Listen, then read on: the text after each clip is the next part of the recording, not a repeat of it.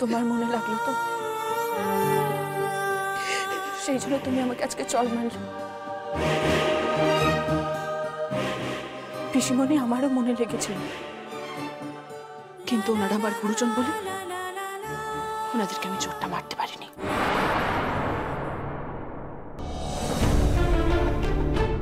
কি কি বললি?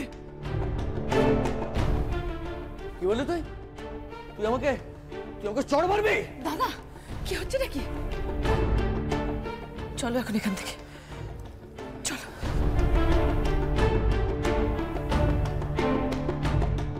দাঁড়ান।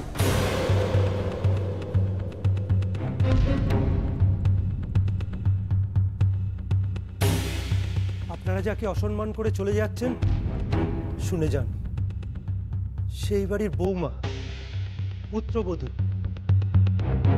আর এই বাড়ির ছোট্ট মেয়েটার মা।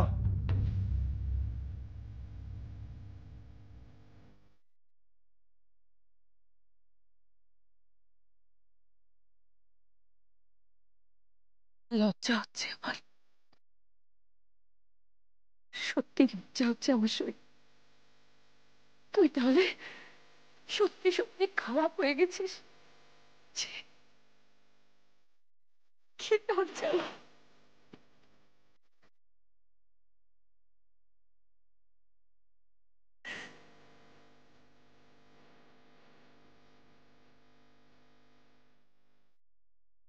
রঘুদা, কেন তুমি কথা বললে? বলো, কেন তুমি কথা বললে?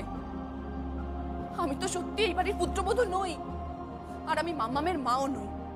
তাহলে তুমি কথা কেন বলে? বলো রঘুদা, চুপ করে দেখো না, বলো। তাহলে মাম্মাম কোন অধিকারে তোমাকে মা বলে ডাকে? কোন অধিকারেই তুমি এই সংসারের সমস্ত কিছু সামলাচ্ছ? আমি তো বাবা কিছু জানি না। আর এই হেয়ালি তো পড়াশুনো জানা লোক ছাড়া বুঝবে না।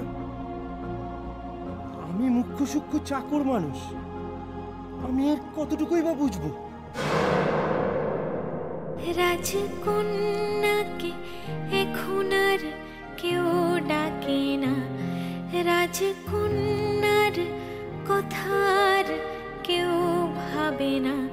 সোনালি মেঘের শেষে কোন রূপ কথার দেশে আসবে রাজকুমার কবে? লা লা লা লা লা লা লা লা লা লা লা লা লা লা লা লা লা লা লা। কোনো বৃষ্টি ভেজার দিনে দু চোখের কোল ভাসে, কান্না শুধুই পড়ে রয়ে। লা লা লা লা লা লা লা লা লা। মা, তুমি কাঁদছো কেন?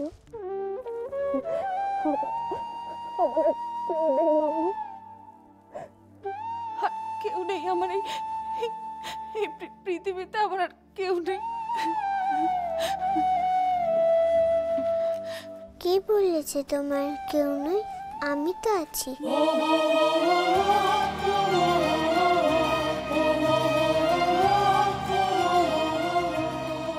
আমি তোমার কেউ নেই? আমি তোমার কে তাহলে বলো? আমি তোমার মেয়ে না?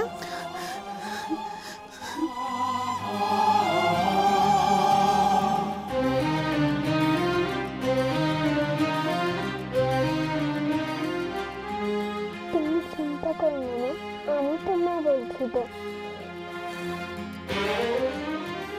আচ্ছা মা, ওই লোকগুলো তোমার কাকা, পিসি, কাকিমণি হয়? হ্যাঁ। যেই গোফওয়ালা লোকটা তোমায় বকছিল, ওটা আমার কাকামণি। আর ভালো মিষ্টি মতন বউটা, ওটা আমার পিসিমণি। আর ওই সিরিয়ালের ঝগড়ুটে বউগুলোর মতন বউটা, যে ট্যাক ট্যাক করে কথা বলছিল, সে? ওটা আমার কাকিমণি। আমি তোমার কষ্ট বুঝি মা, ওরা তোমায় বকেছে। ওরা বলেছে তো ওরা তোমার কেউ নয়, তাই তুমি কষ্ট পাচ্ছ তো? মা, আমি বলছি, একদিন আমি নিজে তোমায় ওই বাড়িতে নিয়ে যাব। আমি নিজে দাঁড়িয়ে থেকে সবাইকে বলে দেব আমার মাকে যারা বকেছে তারা পচা পচা পচা।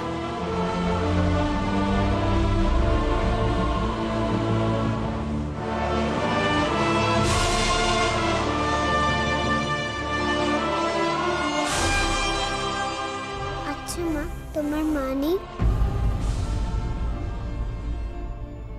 না মাম্মা, আমার যেন মা ছিল না। তুমি আমাকে ছেড়ে কোথায় চলে গিয়েছিলে মা?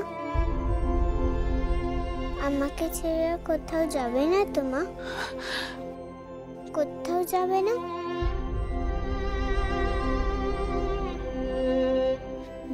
না মাম্মা, তোকে ছেড়ে আমি আর কখনো কোথাও যাব না, কোথাও যাব না। দেখো, আমি তোমাকে ঠিক তোমার বাড়িতে নিয়ে যাব একদিন। যাবই যাবই যাবই।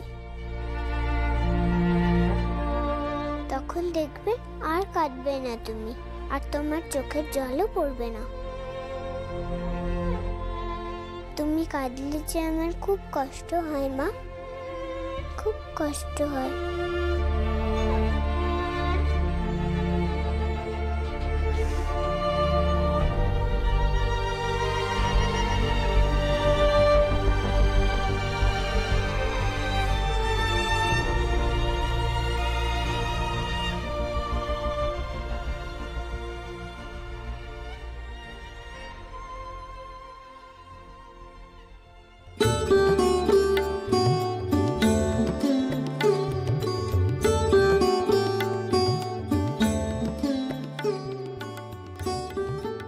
ঠাম্মি, এবার তুমি শুয়ে পড়ো। হ্যাঁ,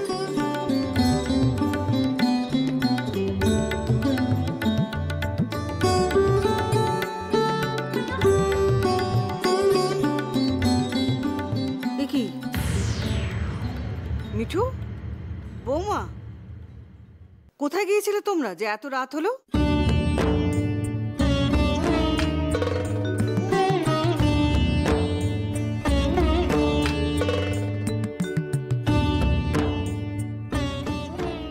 আমরা একটু শহরে গেছিলাম মা।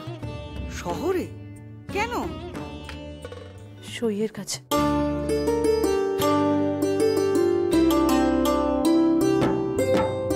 সই সই কেমন আছে? ভালো আছে, খুব ভালো আছে। কথায় বলে নাকি রক্তই কথা বলে। রক্ত দেখলেই নাকি বোঝা যায় যে কে কোন বংশের মানুষ। তুমি কার রক্তের কথা বলছো? কেন? আপনি নিজেই তো বড় মুখ করে বলেছিলেন যে সই নাকি এই বংশেরই মেয়ে। এটা হতে পারে না মা। কেন? থাক না ঝর্ণা, এসব কথা কেন বলছো তুমি? কেন থাকবে? কেন থাকবে বলো তো? এই বাড়ির সম্পত্তি যেই দুজনের মধ্যে ভাগাভাগি করে দেওয়া হয়েছে সেই দুজনেই তো চরিত্রহীন, নষ্ট মেয়ে।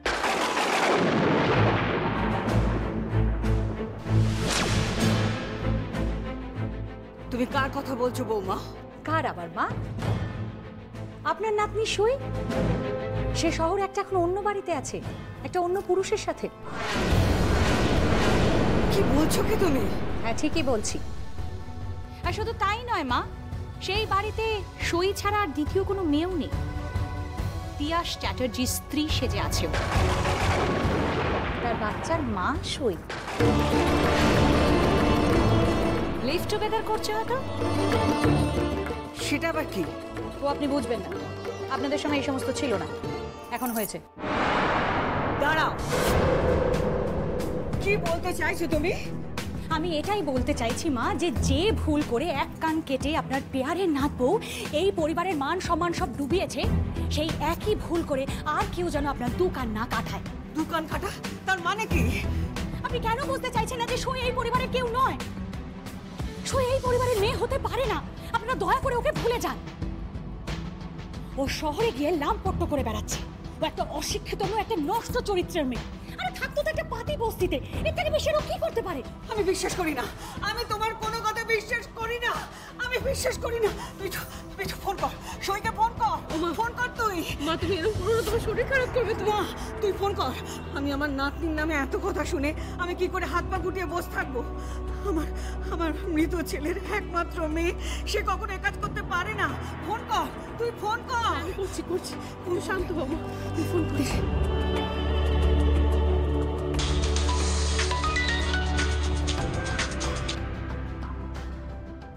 হ্যালো, হ্যাঁ এই নাও কথা বলো। হ্যালো, সই এরা সব কি বলছে তোর নামে? হ্যাঁ, তুই নাকি একটা পর পুরুষের সঙ্গে আছিস, এ কথা সত্যি? বল না, আমার কথার উত্তর দে, সই, আমার কথার উত্তর দে। ও মা থাক না, মা থাক না। না, থাকবে কেন? সই, বল তুই সে পুরুষের সঙ্গে আছিস? হ্যাঁ, ওরে তুই এসব কাজ কেন করছিস? তোর কি মান সম্মান কিচ্ছু নেই? বংশের মান মর্যাদা সব ভুলে গেছিস? তুই নাকি কার মা সেজে আছিস? বল, আমার কথার উত্তর দে, চুপ করে আছিস কেন? বল কিসের জন্য সই, কিসের জন্য এসব তুই করছিস? ওটা টাকা, তোর কাছে টাকা সবচেয়ে বড় হলো। বংশ কিচ্ছু রইলো না। তুই কি মুখার্জি পরিবারের মেয়ে নস? মুখার্জি পরিবারের রক্ত কি তোর শরীরে বইছে না? বল না, তুই এ কাজ কেন করলি? সই, তুই এ কাজ কেন করলি? চুপ করো, একদম শান্ত হও মা। এসো আমার সঙ্গে, বসো এখানে, চুপ করো, একদম চুপ, শান্ত হও। সব সর্বনাশ হয়ে গেল, আমার সব সর্বনাশ হয়ে গেছে। আমার এই কুল চলে গেছে, আমার সব শেষ হয়ে গেছে রে। আমার সব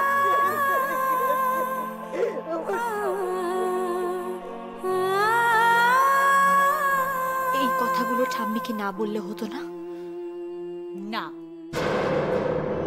মায়ের এই কথাগুলো জানা খুব দরকার ছিল। আর আমি এটাও প্রমাণ করে দেব যে সই এই বংশের কেউ নয়। আর আরো একটা জিনিস আমাকে খুঁজে বার করতেই হবে। সেদিন রাতের বেলা দাদার ঘরে তোমার সঙ্গে কোন পুরুষ মানুষ ছিল?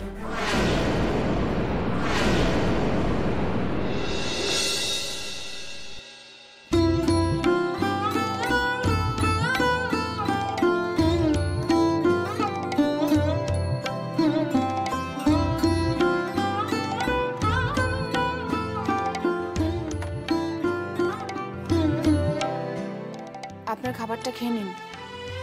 হ্যাঁ, খাচ্ছি। খুব ব্যস্ত আছেন আপনি? এই একটু ওই অফিসের কয়েকটা ফাইলপত্র নিয়ে বসেছি আর কি কাজে।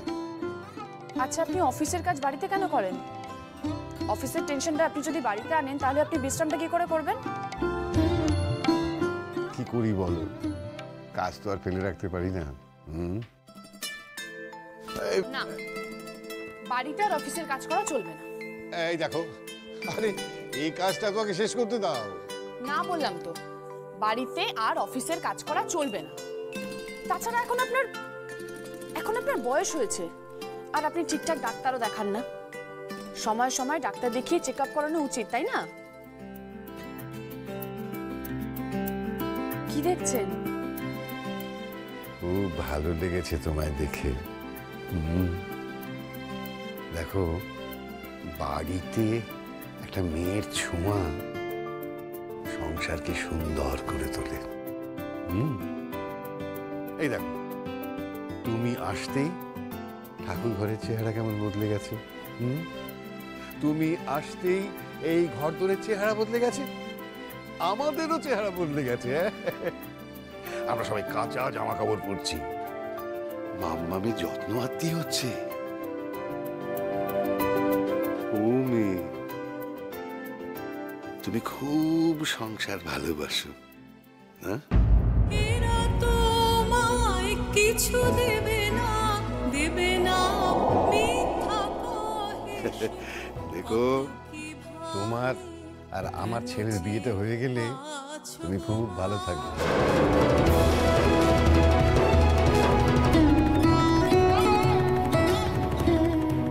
এই বিয়েটা আমি করতে পারবো না। কেন পারবে না? কেন? আচ্ছা, তুমি কি সারা জীবন এইভাবে থাকতে পারবে মামামের মা সেজে? আমি না হয় মামামের জন্য একটা সত্যিকারের মা এনে দেব, ওর অন্য মা। তোমার কি মনে হয় হ্যাঁ মামা অন্য কাউকে মা বলে মেনে নেবে? মেনে নেবে, ঠিক মেনে নেবে। মামামও মেনে নেবে আর মামামের বাবাও মেনে নেবে। তিয়াস চ্যাটার্জিকে বিয়ে করার কোনো ইচ্ছে আমার নেই।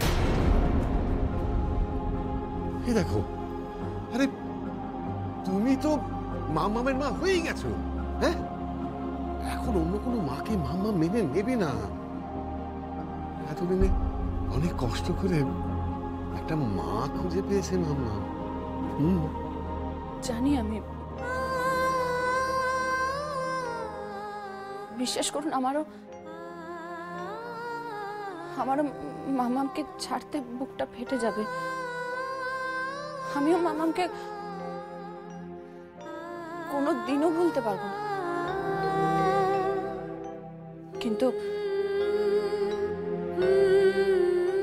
মামামকে আমায় ছাড়তেই হবে, ছাড়তেই হবে মামামকে আমার। কারণ আমি চাই যে যে যে সত্যি মামামের মা হওয়ার উপযুক্ত সেই বাড়িতে আসুক। কে?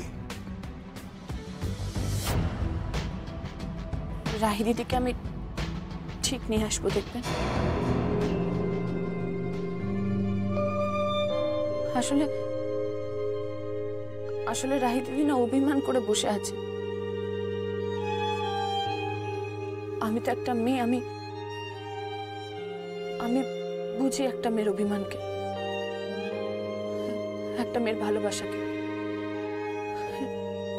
রাহি দিদি যা যা বলেছে সব অভিমান থেকে বলেছে, কষ্ট থেকে বলেছে। আমি ঠিক ফিরিয়ে আনবো রাহি দিদিকে, আমি ঠিক ফিরিয়ে আনবো। মা, দাদু,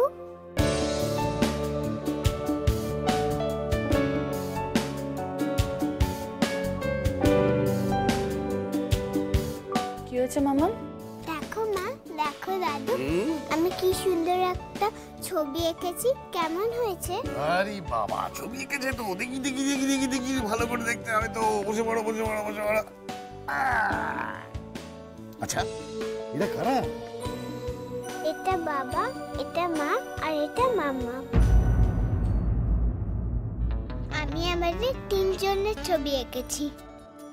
আরে বাবা, এটা বাবা? হ্যাঁ হ্যাঁ, ঠিক বাবার মতো হয়েছে। তোমার বাবাকে দেখতে একদম এইরকম, একেবারে রাম গরুরের ছানা, হাসতে জানে না।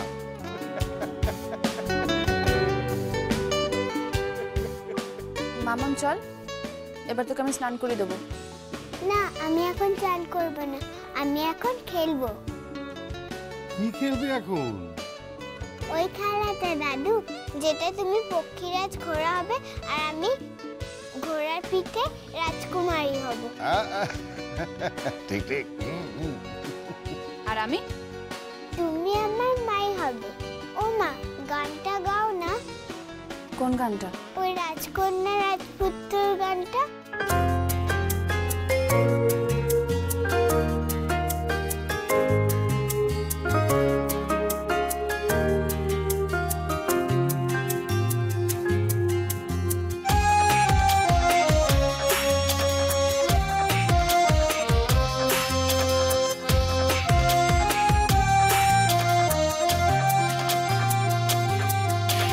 ছোট্ট সোনা তোকে গল্প বলি, আয় ছোট্ট সোনা তোকে গল্প বলি।